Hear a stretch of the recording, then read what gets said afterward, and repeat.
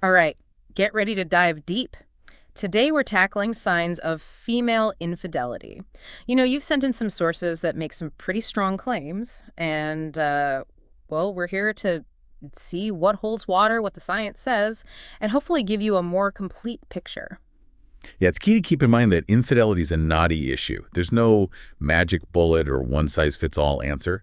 What we want to do today is help you really think critically about these so-called signs and, see them within the bigger context of relationships, right? Absolutely. We're not giving you a cheat sheet to become a private eye or anything. It's more about exploring different angles, different perspectives, maybe even shaking up some assumptions we have about this, wouldn't you say? Oh, for sure. I like that. Challenging those assumptions. That's a solid place to begin any good deep dive. So this source jumps right in with physical signs, like boom, here it is, right? Weight loss, bruises, hickeys, that sort of thing, the stuff you might notice right away. Interesting. Focusing on what we can see is pretty natural. But let's break it down a bit, shall we? Take sudden weight loss, for example. Could be a lot of things, right?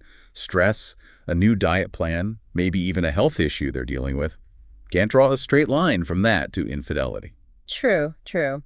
And I'm guessing the bruises and marks, those could have totally innocent explanations too. I mean, honestly, I walk into furniture all the time, end up with mystery bruises. Oh, totally. It happens to the best of us. Uh, Accidents happen, right? Attributing every little bump or scrape to infidelity, that's a bit of a slippery slope, don't you think? It's like, oh, your eyes are red. Must have been crying. Could be allergies, lack of sleep. Who knows? Right. Easy to jump to conclusions without the whole story. But what about changes in, well, a woman's sexual behavior? The source says increased desire, trying new things, even just feeling more alive sexually could be a sign. Yeah, this is where things get even more tricky. See, sexual desire, that's a complicated thing. Influenced by hormones, stress, how things are going in the relationship. The list goes on. A renewed interest in intimacy, it doesn't automatically equal cheating. Could be she's feeling more confident, closer to her partner, or just, exploring her own sexuality. Never thought of it like that. So you're saying accusing someone just because their sex drive's changed, that could be a huge misstep. Could lead to a lot of unnecessary conflict and chip away at the trust you have in the relationship. Instead of leaping to conclusions, better to just, well, talk, right? Have open and honest conversations about what's going on for each of you and as a couple. Makes sense. So we've got physical signs, changes in how they're acting sexually. What other red flags does this source point to? Well, it gets a little less obvious from here. The source digs into some biological things, like changes in vaginal microflora, yeast infections, even a woman's natural scent. Wait, really? Wow, that's getting specific. I'm kind of curious now. How could those things be linked to, infidelity? Okay, got to remember that. Down there, it's a whole ecosystem, right? Things like medication, stress levels, heck, even the kind of hygiene products used can affect the balance. Yeah. Could lead to yeast infections or changes in how things smell. Those are pretty normal changes. Connecting them directly to infidelity is just not accurate. So to say, oh, she has a yeast infection, must be cheating, that's not just insensitive, it's plain wrong. Bingo. It's like we wouldn't diagnose someone with a serious illness just from one symptom, right? Same thing here. You can't jump to conclusions about infidelity from these natural, variations in how her body works. Makes sense. Just a reminder that our bodies are always changing and reacting to things, not always tied to what's going on in our love lives. Exactly. And speaking of things that aren't always what they seem, that leads us to another point the source makes. Gynecologist appointments. How often she goes. Ooh, okay, this should be interesting. Sounds like the source is implying that if a woman sees her gyno a lot, it's suspicious. Kind of a stretch, isn't it? Women go to the gynecologist for all sorts of reasons. Routine checkups, birth control, dealing with period issues, even just being proactive about their sexual health, right? Feels kind of invasive to suggest those appointments are a red flag. Like saying, oh, you go to the dentist a lot, must be hiding something. It takes away from a woman's right to take care of her own health and well-being, making her own decisions about her body. Instead of looking at these appointments with suspicion, we need to respect her privacy when it comes to medical stuff and not jump to conclusions. Got it. Starting to see a pattern here, This source seems to encourage making a lot of assumptions and jumping to conclusions without looking at the whole picture. You're picking up on something important. It's easy to get caught up in looking for signs and clues, but relationships, they need trust and open communication to thrive. Starting from a place of suspicion, that can do a lot of damage. And talking about assumptions and, well, potentially damaging situations, the source tells this story, an anecdote about a man who discovers his partner had an abortion while he was away on a trip. Yeah, that's a sensitive topic for sure. Needs careful consideration. We won't get into the specifics of that particular story, Yeah. but it does show how complex reproductive choices are and, how crucial it is to communicate openly in a relationship. Seems like a situation that could easily go sideways with misunderstandings and accusations if people aren't talking openly. Oh, absolutely. Every person has the right to make their own choices about their body and their health, and assuming infidelity without really knowing, without proof, can cause a lot of hurt. So, what are we taking away from this? What can our listeners learn from this story? It underlines the need for empathy, Mhm. respect, listening without judging. Relationships are built on those things, trust and understanding. Assuming the worst, it just weakens that foundation. Sounds like the real deep dive here isn't into someone else's actions, but into how your own relationship works, how you two function together. That's brilliant. Instead of looking outward for signs, it's way more valuable to build a strong, healthy connection with your partner, one where trust and open dialogue are the cornerstones. That's a powerful message, and I think that's a good point for us to take a break. We've covered a lot, from physical signs to biological stuff, and it's pretty clear there's a lot more to unpack about relationships and infidelity. Definitely. And as we keep going with our deep dive, I want you listening to hold on to that thought. The most valuable lessons often come from looking inward, getting that communication flowing, and approaching these touchy subjects with empathy and understanding. This deep dive is really making me think, about how we can misread things in relationships, especially when we're feeling a bit insecure. What else does the source say to watch out for? Well, now it gets a little more, let's just say, intimate. It talks about changes in how a woman's body feels during sex. It says that could be a sign of infidelity. Okay, I'm all ears. What kind of changes are we talking about? It mentions stuff like the vagina feeling loose or wider. Huh. Suggests it could mean she's been with another partner. I get where they're going with that, but isn't it a bit much to assume that's the only reason? Bodies change, don't they? Especially after having kids or as we get older. You're right on the money. A woman's, vaginal elasticity, it's affected by so many things. Childbirth, hormones going up and down, Yeah. even just how turned on she is at that moment. To say looseness is only because of infidelity, that's not just inaccurate. It can be really hurtful. Yeah, I can imagine that'd be a pretty awful thing to hear from your partner. Talk about making someone self-conscious, right? Exactly. Focusing on physical sensations like that, it misses the whole point of being intimate and creates all this unnecessary insecurity. Better to focus on communication, pleasure, respecting each other. Okay, so we can debunk that myth pretty quickly. Anything else the source brings up? Oh, yeah. It talks about an enlarged clitoris and swollen labia as potential signs, too.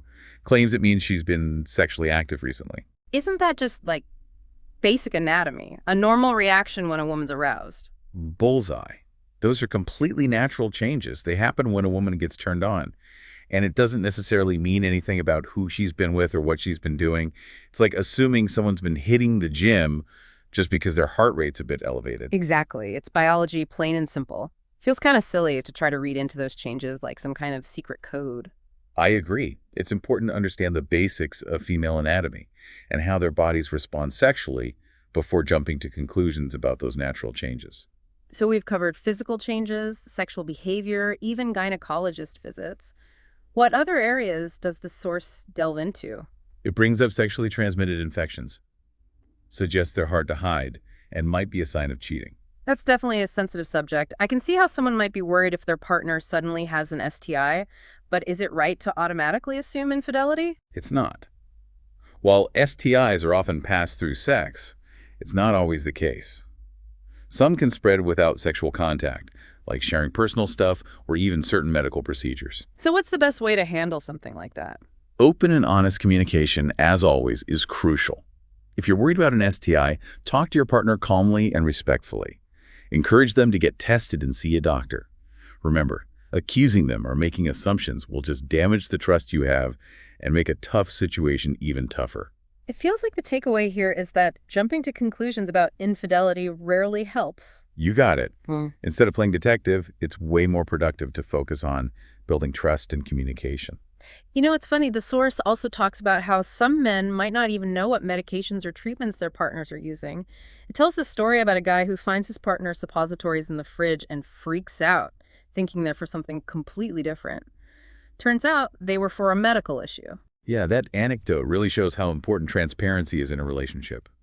When partners aren't open about their health, their meds, what's bothering them, it can lead to a lot of suspicion and misunderstanding. Makes you wonder if some of these signs the source is talking about are actually just signs that the couple isn't communicating well. That's a really sharp observation. When communication breaks down, even the smallest things can fuel suspicion. So if someone's feeling insecure or suspicious, what's the best way to deal with those feelings? First step is to look at yourself. Ask yourself, are we talking openly and honestly in this relationship?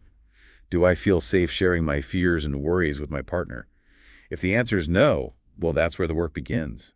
Building that trust and communication back up is way more effective than obsessing over possible signs of infidelity. Sounds like the real focus shouldn't be on scrutinizing your partner's every move, but on figuring out yourself and how your relationship works. You nailed it.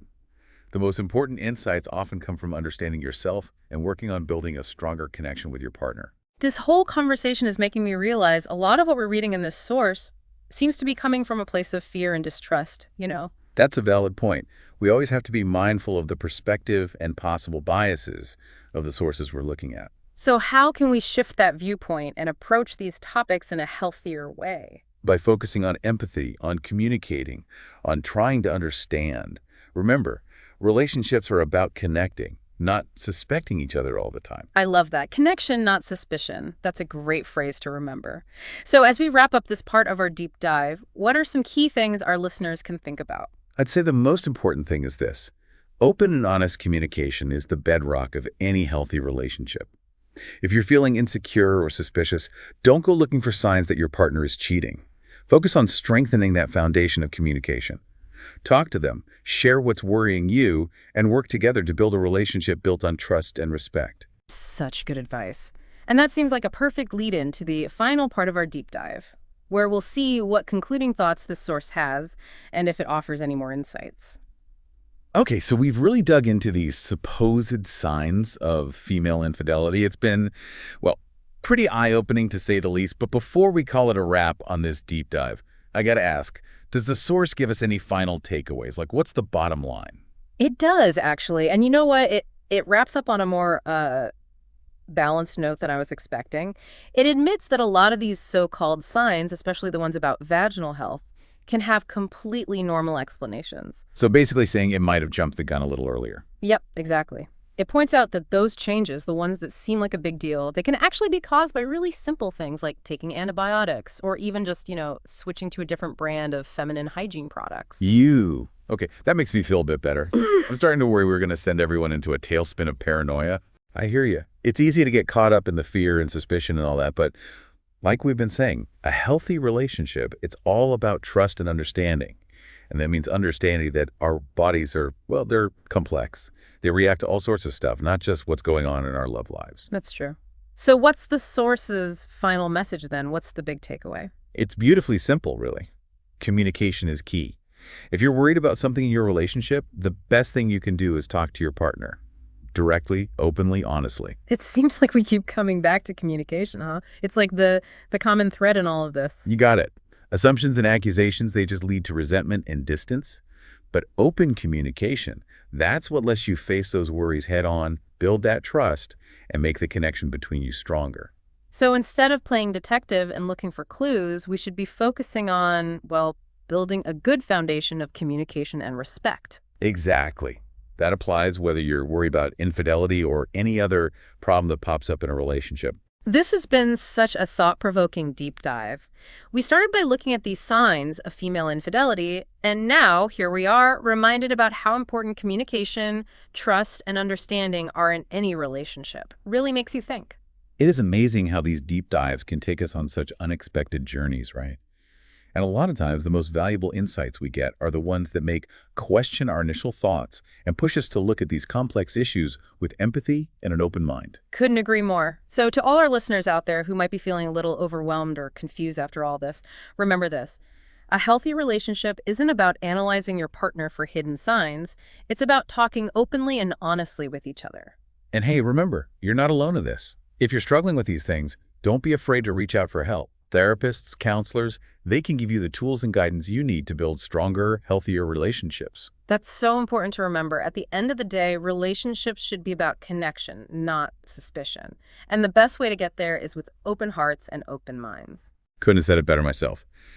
I think it's time to wrap up this deep dive. I think you're right. Big thanks to our listener for sending in this fascinating and, well, challenging topic. Hope this deep dive has left you feeling more knowledgeable and better equipped to deal with the ups and downs of your own relationships. And remember, always choose communication over suspicion, understanding over judgment, and always put the well-being of yourself and your partner first. What a great note to end on. Thanks for being here, everyone. Until next time, stay curious, stay connected, and keep those conversations going.